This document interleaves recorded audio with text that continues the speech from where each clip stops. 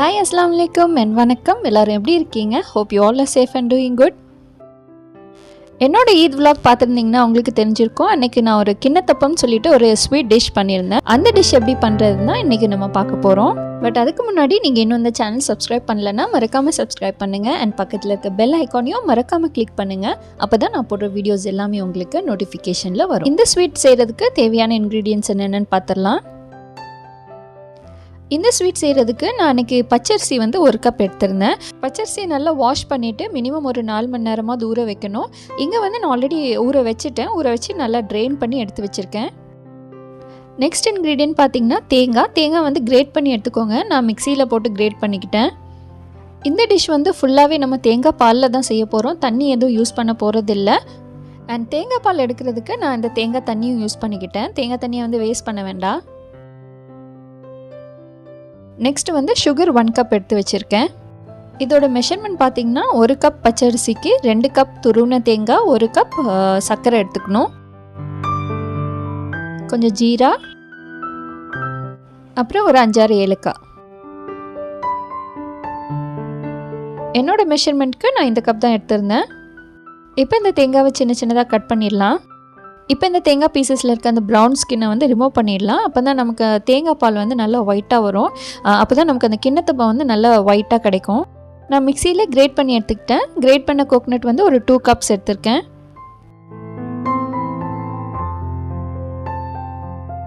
இப்போ தேங்காய் பால் எடுக்கிறதுக்கு நான் தேங்காய் தண்ணி எடுத்து வச்சுருந்தேன்ல, அதையும் சேர்த்து ஆட் பண்ணுறேன். இதில் தேங்காய் தண்ணியும் சேர்த்து எடுத்த அளவு பார்த்திங்கன்னா 1.25 கப் இருக்கும். இது வந்து ஃபஸ்ட்டு எடுத்த கோகனட் மில்க், திக்கு கோகனட் மில்க்னு சொல்லுவேன்ல, அதுதான். இதில் வந்து எனக்கு ஒரு 1.5 கப் மில்க் கிடச்சிது. இப்போ நம்ம அந்த ஸ்குவீஸ் பண்ணி எடுத்த தேங்காயிலேருந்து 2வது தேங்காய் பால் எடுக்க போகிறோம். அதுக்கு வந்து இந்த தேங்காய் கூட அகெயின் 1.25 கப் வந்து தண்ணி ஆட் பண்ணி தேங்காய் பால் எடுத்துக்கிட்டேன். இந்த 2வது தேங்காய் பால் வந்து ஒரு 2 கப் இருக்கும். இந்த டிஷ்க்கு நமக்கு ஃபஸ்ட் எடுக்கிற தேங்காய் பாலும் செகண்ட் எடுக்கிற தேங்காய் பாலும் போதுமானது தான். பட் இந்த டிஷ் வந்து ஃபுல்லாகவே நம்ம கோகனட் மில்கில் செய்கிறதுனால எதுக்கும் இருக்கட்டுமே, தேவைப்பட்டதுன்னா ஆட் பண்ணலாம் அப்படின்னு சொல்லிட்டு தான் 3வதும் எடுத்து வச்சுருப்பேன். பட் அதை நான் அன்றைக்கி யூஸ் பண்ணல. First and second coconut milk மட்டும்தான் யூஸ் பண்ணியிருந்தேன். நெக்ஸ்ட் வந்து நான் அரிசியை பிளெண்ட் பண்ண போகிறேன். இதுக்கு வந்து நான் தண்ணி ஆட் பண்ண போகிறது இல்லை. நம்ம செகண்ட் கோகனட் மில்க் இருக்குல்ல, அதுதான் நம்ம யூஸ் பண்ண போகிறோம். இதுக்கு அரிசியை வந்து நம்ம ரொம்ப ஃபைனாக அரைக்கணும். அதுக்கு எவ்வளோ நமக்கு கோகனட் மில்க் தேவைப்படுதோ அதை நம்ம ஆட் பண்ணிக்கலாம். அன்றைக்கி வந்து நான் 2வது எடுத்திருந்த தேங்காய் பால் ஃபுல்லாகவே ஆட் பண்ணுற மாதிரி தான் இருந்தது. அரிசியை வந்து பிளெண்ட் பண்ணுற டைம்லேயே வந்து நம்ம ஏலக்காய் ஆட் பண்ணிடலாம். அன்றைக்கி வந்து ஒரு 5 to 6 ஏலக்காய் ஆட் பண்ணியிருப்பேன். இதோட கன்சிஸ்டன்சி பார்த்திங்கன்னா நல்ல ஃபைன் பேஸ்ட்டாக இருக்கணும். நல்ல ஃபைன் பேஸ்ட் ஆனதுக்கப்புறம் லாஸ்ட்டில் வந்து நம்ம எக் ஒன்று ஆட் பண்ணோம். அன்றைக்கி வந்து நான் எக் ஆக்சுவலி ஆட் பண்ணல, ஏன்னா நெய்பர்ஸ்க்கெலாம் கொடுக்கணும்னு சொல்லிட்டு என்னால் எக் ஆட் பண்ண முடியல. ஈவன் தென் எனக்கு வந்து கிண்ணத்தப்பம் நல்லா கொஞ்சம் சாஃப்டாக தான் இருந்தது. பட் எக் ஆட் பண்ணியிருந்தேன்னா இன்னுமே நல்லா சாஃப்டாக இருந்திருக்கும். பட் டேஸ்ட் பார்த்திங்கன்னா கண்டிப்பாக உங்களுக்கு சேஞ்ச் ஆகாது. இந்த மெஷர்மெண்ட்டை வந்து நீங்கள் ஃபாலோ பண்ணிங்க அப்படின்னா கண்டிப்பாக செம்மையான ஒரு கிண்ணத்தப்பம் கிடைக்கும் உங்களுக்கு. பட் கன்சிஸ்டன்சி மட்டும் கொஞ்சம் வேரி ஆகலாம் நீங்கள் எக் ஆட் பண்ணலை அப்படின்னா. நம்ம எக் ஆட் பண்ண அப்புறம் ஜஸ்ட் அகெயின் ஒரு 5 மினிட்ஸ் நம்ம பிளெண்ட் பண்ணணும். இப்போ கிண்ணத்தப்பத்தோட பேட்டர் வந்து ரெடி ஆகிடுச்சு. இந்த பேட்டரை ஒரு பாத்திரத்தில் மாற்றிட்டு நம்ம ஃபஸ்ட்டு எடுத்திருந்த தேங்காய் பால் இருக்குல்ல, திக் கோகனட் மில்க் இருக்கு இல்லையா, அதையும் நம்ம இது கூட ஃபுல்லாகவே ஆட் பண்ணிக்கலாம். இதோட அந்த 1 கப் சுகரும் ஆட் பண்ணிவிட்டு கம்ப்ளீட்டாக டிசால்வ் ஆகிற மாதிரி நல்லா மிக்ஸ் பண்ணுங்கள்.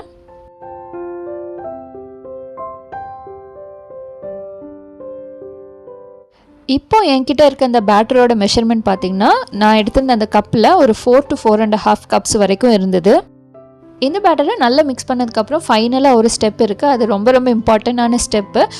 இந்த கிண்ணத்தப்பம் வந்து நல்லா ஸ்மூத் அண்ட் சாஃப்டாக வரதுக்கு இந்த மாதிரி ஃபைன் மெஷ் உள்ள அந்த ஃபில்டர் எடுத்துக்கோங்க.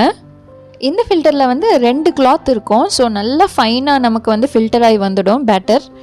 அந்த பேட்டர் வந்து எவ்வளோ ஃபைனாக இருக்கோ அவ்வளோ சாஃப்ட் அண்ட் ஸ்மூத்தாக நம்ம கிண்ணத்தப்பம் இருக்கும்.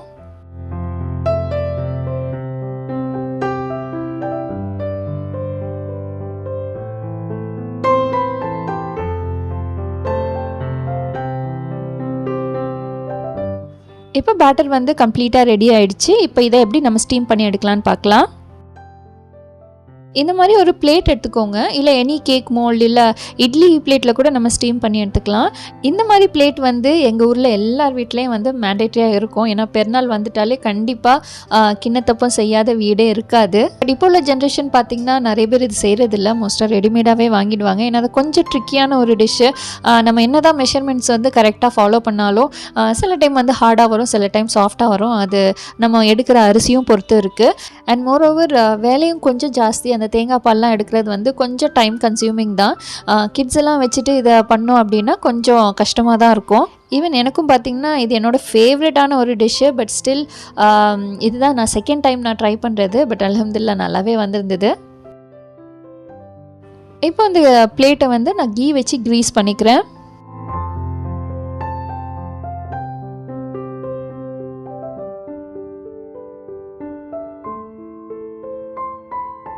நம்ம எடுத்துருக்க பிளேட் ஆர் மோல்டு வந்து ஃபிட் ஆகிற அளவுக்கு ஒரு வைடான பாத்திரம் எடுத்துக்கோங்க. அதில் கொஞ்சம் தண்ணி எடுத்துக்கலாம்.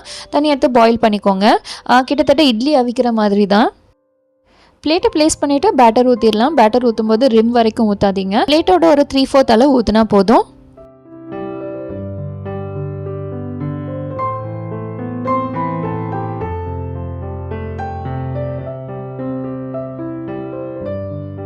இந்த மாதிரி பபிள்ஸ் ஏதாவது இருந்ததுன்னா லைட்டாக பிளேட்டை டேப் பண்ணி விடுங்க. இல்லை அப்படின்னா ஒரு ஸ்பூன் வச்சு லைட்டாக எண்டு வரைக்கும் மூவ் பண்ணி விட்டுருங்க.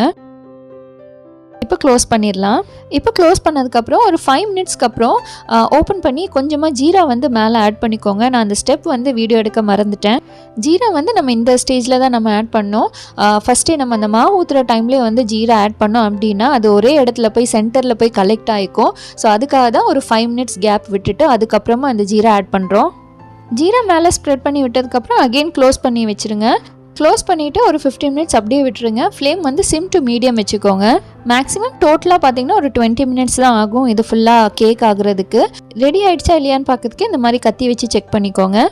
நமக்கு அந்த கத்தியில் வந்து இந்த மாவு ஸ்டிக் ஆகாமல் இருந்தது அப்படின்னா ரெடி ஆகிடுச்சின்னு அர்த்தம்.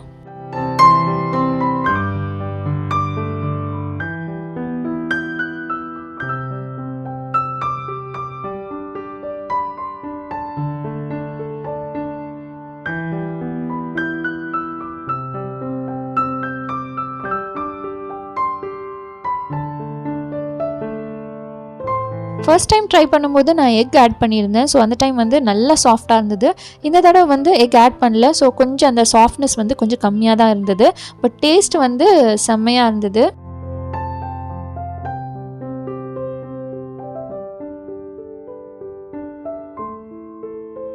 ஆக்சுவலி இந்த ரெசிபி வந்து என்னோடய ஃப்ரெண்ட்ஸ் நிறைய பேர் கேட்டிருந்தாங்க. அவங்களுக்காக தான் மெயினாக அந்த டிஷ் அன்னைக்கு பண்ணியிருந்தேன். இல்லைனா பண்ணியிருந்துருக்கவே மாட்டேன். ஸோ ஹோப் இந்த வீடியோ பார்த்து அவங்க ஹாப்பியாக இருப்பாங்கன்னு நினைக்கிறேன். ஸோ நீங்களும் ட்ரை பண்ணி பாருங்கள். ட்ரை பண்ணி பார்த்துட்டு உங்களோட கமெண்ட்ஸை கமெண்ட் செக்ஷனில் சொல்லுங்கள். அண்ட் இந்த வீடியோ இதோட முடிச்சுக்கிறேன். இந்த வீடியோ உங்களுக்கு பிடிச்சிருந்ததுன்னா லைக் பண்ணுங்கள். அண்ட் உங்கள் ஃப்ரெண்ட்ஸ் அண்ட் ஃபேமிலிஸ் கூட ஷேர் பண்ணுங்கள். நீங்கள் இன்னும் இந்த சேனல் சப்ஸ்கிரைப் பண்ணலைன்னா மறக்காமல் சப்ஸ்கிரைப் பண்ணுங்கள். அண்ட் தேங்க்ஸ் ஃபார் வாட்சிங்.